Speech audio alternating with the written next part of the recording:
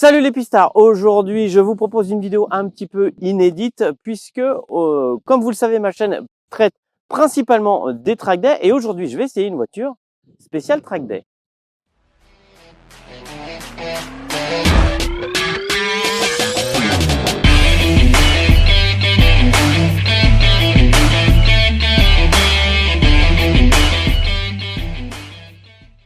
J'ai été invité par la structure By Factory qui propose un kit carrosserie, mais pas que, pour essayer cette 308 RC By Factory sur le circuit de Castres. Alors au-delà de l'aspect esthétique, ils ont réellement modifié la voiture, pas sur l'aspect moteur, puisqu'on va garder le moteur d'origine et la boîte d'origine de la 308 GTI, mais ils vont ajouter quelques éléments de la voiture de course, la 308 Racing Cup. On va avoir les trains roulants qui sont dédiés à l'origine sur la voiture de course et on les a adaptés sur cette voiture qui est pour le moment en cours d'homologation mais qui va l'être très bientôt pour la route. Donc ils ont rajouté les trains roulants mais pas que. On peut s'apercevoir qu'il y a un kit carrosserie sur cette voiture qui est composé du pare-choc, des ailes avant, des ailes arrière et également un superbe splitter à l'avant. Le kit comprend également les jantes et des pneumatiques Michelin Pilot Sport 2. En option, on a également un pack Track Day qui comprend un demi-arceau et des baquets carbone.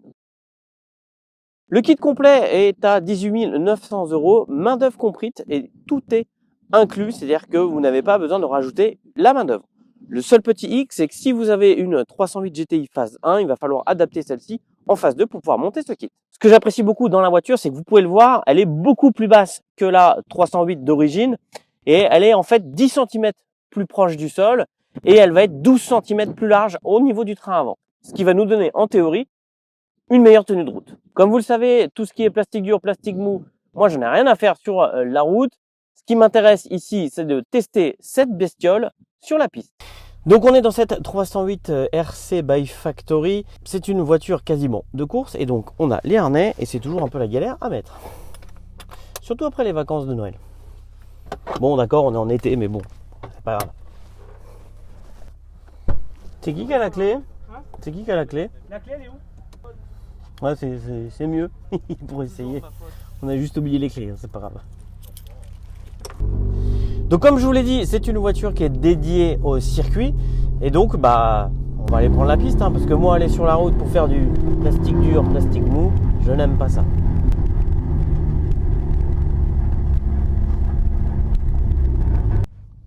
Déjà en faisant les quelques premiers mètres pour aller sur la piste, on s'aperçoit qu'elle est beaucoup plus rigide qu'une voiture de série, on ressent bien les petites aspérités de la route, donc ça c'est très intéressant parce que ça va nous permettre d'avoir, tiens il y a même encore le stop and start, ça va nous permettre d'avoir plus de ressenti de feedback au niveau du bassin et au niveau des hanches pour pouvoir avoir une meilleure maîtrise de la voiture. J'avais un peu peur qu'au niveau de la direction assistée soit un petit peu trop dur, de par le fait qu'on élargisse un petit peu les voies, et en fait non, ça va plutôt pas mal.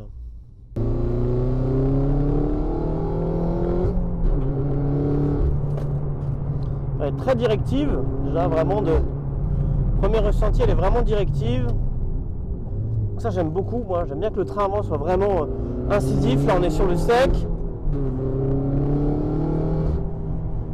Là, on a une petite voiture qui nous gêne. On le sent vraiment très posé sur ses appuis, donc ça c'est plutôt positif. On n'a pas trop de roulis. Ah, le SP vient de se déclencher. J'ai oublié de le déconnecter. Et ouais, ça reste une voiture de série, donc forcément, elle a toutes les aides à la conduite obligatoire, donc l'ABS, le SP. Et donc quand on fait du circuit, c'est pas forcément l'idéal. C'est pas trop grave en soi. Quand on fait de la route, c'est même plutôt top.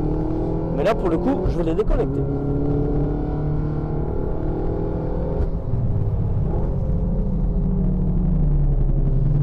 Terminer ce premier tour, on va regarder un petit peu comment se comporte le train avant et surtout le train arrière.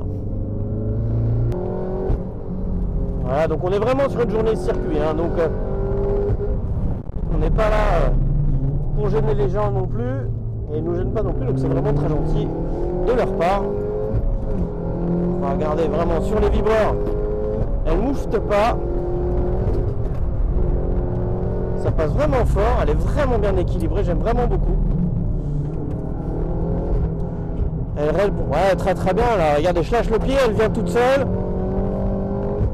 Donc ça, c'est vraiment top. J'aime bien ça. J'adore. Ça, c'est une caisse que j'aime, ça. Franchement, elle est top.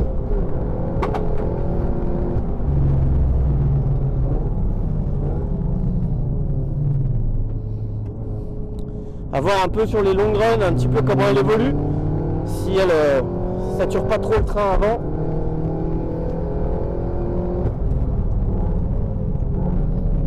On va regarder en la forçant un peu. Voilà, elle vient bien.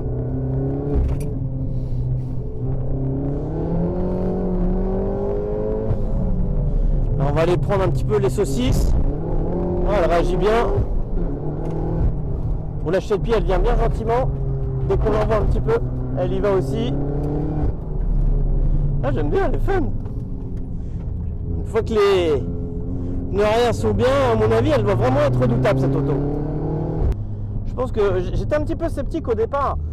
Lorsqu'ils m'ont dit, viens, on va aller à Castres pour te faire essayer la voiture. Honnêtement, j'étais un petit peu sceptique, parce que c'est une auto qui, pour moi, est plutôt dédiée au grand circuit. Et en fait, elle est vraiment très maniable ici, c'est vraiment génial. Regardez, hop, elle y va toute seule. Lâcher de pied aussi, là je les vais emmener avec les freins. Oh, j'adore. Oh, j'adore. Autant la 308 de série, je suis vraiment pas fan, autant là je peux vous garantir que je m'amuse.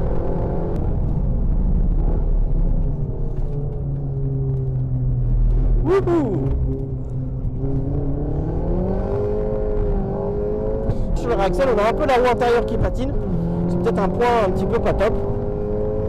En tout cas, sur le sec, moi je valide. Elle a un petit lâcher de pied. Ah, voilà, là, les pneus arrière sont chauds. Elle est moins traite que tout à l'heure. Ah, c'est pas mal ça.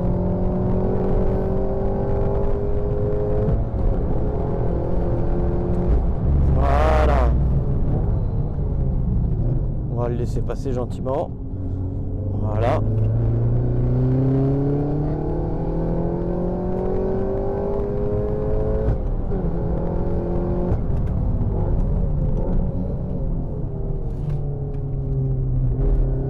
Ouais, elle roule quand même bien, hein. Ouais, c'est bien ça. En tout cas, dans les langues, elle est vraiment pas mal.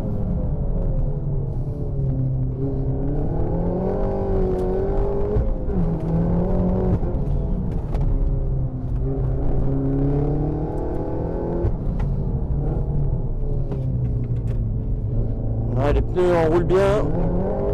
Vous entendez un petit peu là, quand je réaccélère un petit peu trop fort, trop tôt, on a bien la roue intérieure qui patine. Ça, c'est un petit peu ennuyeux. Oh là là, elle est vraiment bien, hein. Vraiment bien, bravo les gars. Hein.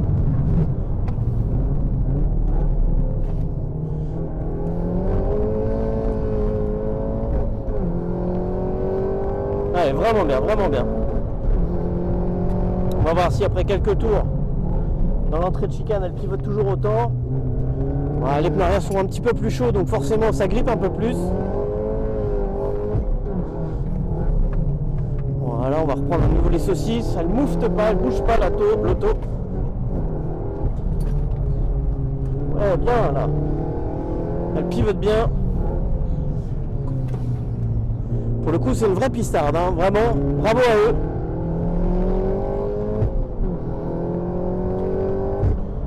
Je sais pas combien de tours j'ai fait, mais en tout cas, j'ai toujours pas de dégradation au niveau des freins.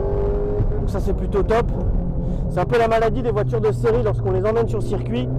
Elles ont tendance à vraiment perdre d'efficacité leur freinage au fil des tours parce que tout l'ensemble chauffe.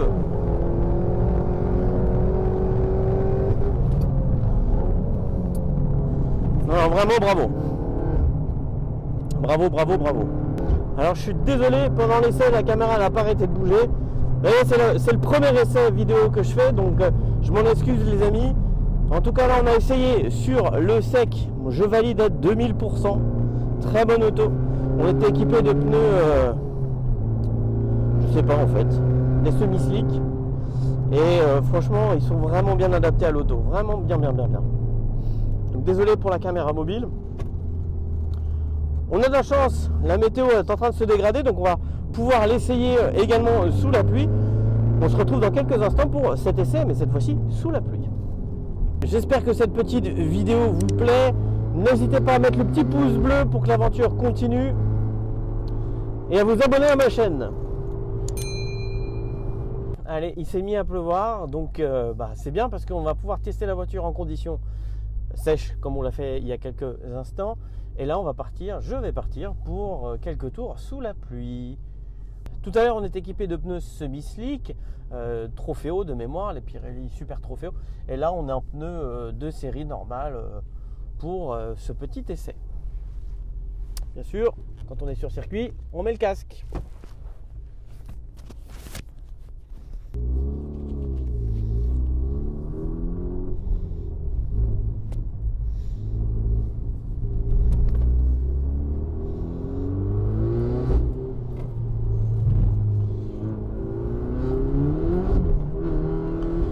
Alors tout de suite, après quelques premiers mètres, bien évidemment on n'a pas beaucoup d'adhérence sur le train avant, donc il faut être beaucoup plus patient. Voilà, beaucoup plus progressif sur les axels. Voilà. Un petit peu de sous-virage. Alors l'avantage c'est que l'ABS est encore présent, donc ce qui fait qu'on n'a pas trop peur de frein d'état, puisque celui-ci est là pour nous aider. Peut-être que ça vaudrait le coup dans une prochaine évolution de la voiture de faire un ABS réglable comme pourraient le proposer certaines voitures de course.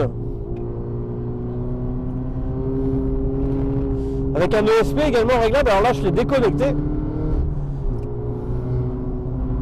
Sinon il ne me permettrait pas de bien diriger l'auto comme je le souhaite. Les harnais sont vraiment bien. Voilà, hop. Oula, un peu de sous-virage, ça c'est normal. Avec le turbo, il faut laisser le temps à la voiture d'accélérer, surtout que lorsque l'on est roue braquée et que le turbo se déclenche, et ben ça déclenche un léger sous-virage, voire un gros sous-virage, regardez. Hop là, j'accélère un peu. Hop, la voiture va vers l'extérieur.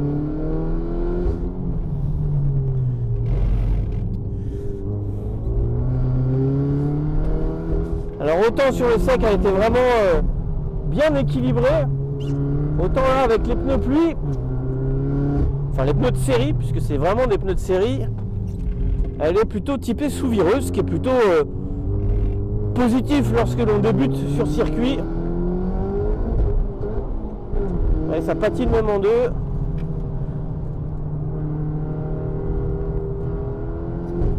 Voilà. Si on a un petit peu... Voilà, là faut laisser le temps. Ouais, vous voyez. Voilà, on se souvient encore, on patine en 2, en 3. Mais elle est malgré tout très efficace. Voilà, l'ABS m'aide bien. On voit bien que la voiture se déstabilise. Au lâcher de pied, on a plutôt du sous-virage. Donc l'avantage du sous-virage, c'est qu'il est facilement gérable. On n'est pas obligé de se battre avec le volant.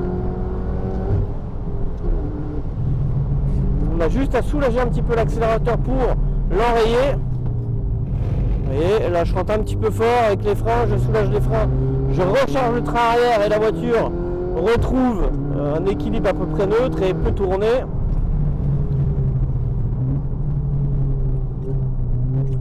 Voilà, c'est une piste qui est très glissante aussi. On a roulé un coup sur le sec, l'humide, le sec. Pour rien vous cacher, j'ai roulé en début d'après-midi et là il est maintenant 17h. Et entre deux, la piste a resséché. C'est-à-dire que j'ai fait les premiers tours sur le sec. Je me suis arrêté, il s'est remis à pleuvoir.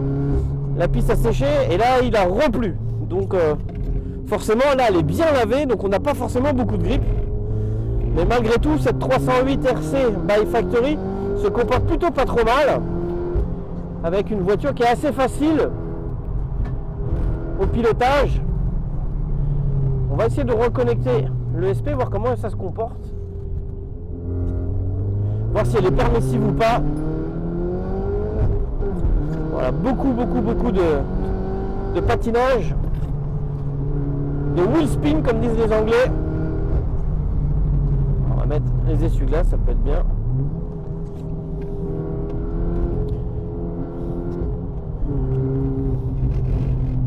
Alors, on ne peut pas vraiment mettre beaucoup d'angles de volant, mais c'est pas trop grave. Elle s'en sort malgré tout très bien.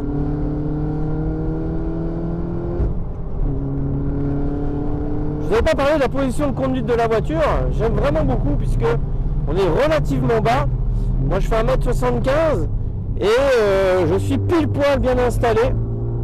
Alors bien sûr ça c'est réglable, hein. On va pouvoir le régler soi-même, la hauteur du baquet, mais ce sera avec des vis, ce ne sera pas avec les outils qu'on a habituels dans les voitures.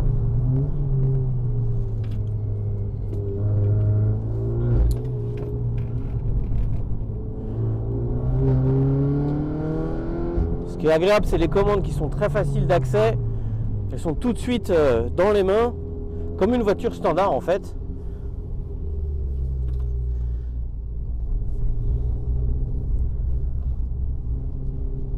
Forcément, lorsqu'on est sur circuit et lorsqu'il pleut, lorsque la voiture change de pneumatique, elle change un petit peu de physionomie. Et donc, il faut être un petit peu tolérant par rapport à ça. L'avantage, c'est qu'elle est très bien équilibrée, donc elle s'adresse vraiment à des, pas des débutants, mais des gens qui sont un petit peu expérimentés, mais sans avoir grosse expérience. Donc, elle est facile à conduire sous la pluie. Donc ça, j'aime bien. Et sur le sec, elle est vraiment très agréable. L'avantage, c'est que la voiture est réglable, on va pouvoir régler le train arrière comme on veut, le train avant comme on veut, et donc ça va nous offrir une voiture vraiment customisable et on va vraiment pouvoir prendre beaucoup de plaisir avec cette voiture. En résumé, pour cette 308 RC by Factory, je l'adore. Elle est très bien suspendue, elle est très bien équilibrée, les pneus sont parfaitement dimensionnés, sur la piste elle est vraiment très redoutable. J'étais très sceptique lorsque by Factory m'a invité à venir essayer la voiture sur le circuit de Castres. Franchement, elle est vraiment idéale pour tout type de circuit. Peut-être que sur un grand circuit, il manquerait peut-être un peu de chevaux. Là, ici, il en manque vraiment pas. Le seul défaut que je pourrais peut-être lui trouver, ce serait un manque d'autobloquant. Disons qu'il n'est pas assez taré, pas assez fort. Cet essai se clôture maintenant. J'espère que la vidéo vous a plu. Pensez à vous abonner à ma chaîne, à mettre le petit pouce. Mettez-moi en commentaire si vous souhaitez que je refasse des essais comme celui-ci. Mettez-moi par exemple la voiture que vous aimeriez que j'essaye pour vous. Je vous dis à très bientôt. Faites pas les idiots sur la route et rendez-vous sur les pistes.